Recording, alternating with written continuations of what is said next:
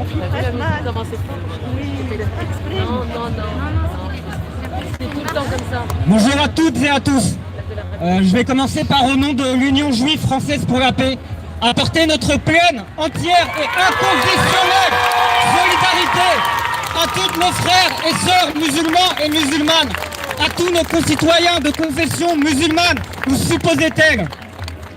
Face à cette islamophobie généralisée qui se déchaîne partout, ça a été dit, dans la rue, dans les médias, dans les écoles, dans les universités, dans les entreprises, dans les institutions politiques jusqu'au plus haut sommet de l'État.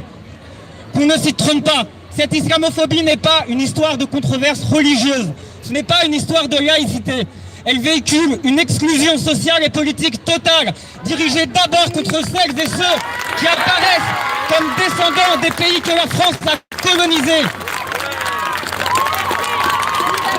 Elle fait des musulmans et des musulmanes aujourd'hui des citoyens de seconde zone, ou pire que ça, des ennemis de l'intérieur qu'il faut ficher, exclure, soumettre, et ça jusqu'aux enfants dans les écoles primaires. C'est au bout du bout, une politique de déshumanisation.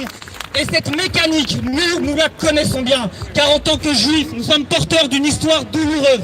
Douloureuse parce que des millions d'entre nous, par le passé, ont subi les mêmes rhétoriques, les mêmes politiques.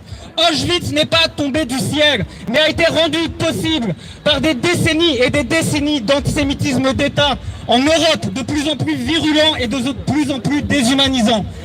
Et il y a dans notre organisation des camarades qui ont vécu dans leur chair, des camarades dont les parents, les grands-parents ont subi cet antisémitisme d'État.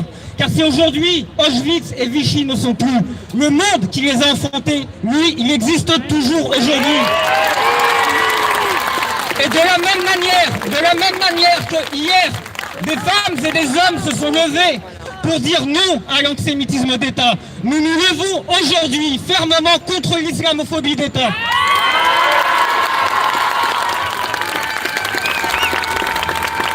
Nous le savons bien, c'est une question de dignité humaine et c'est au bout du compte une question de vie ou de mort.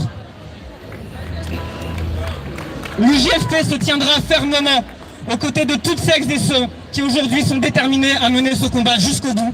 Et nous vous donnons bien évidemment rendez-vous le 8 décembre pour une grande marche contre le racisme d'État, contre l'islamophobie, pour l'amour de nos enfants et pour un monde plus juste, plus égalitaire et pour une égale dignité pour toutes et tous. Merci.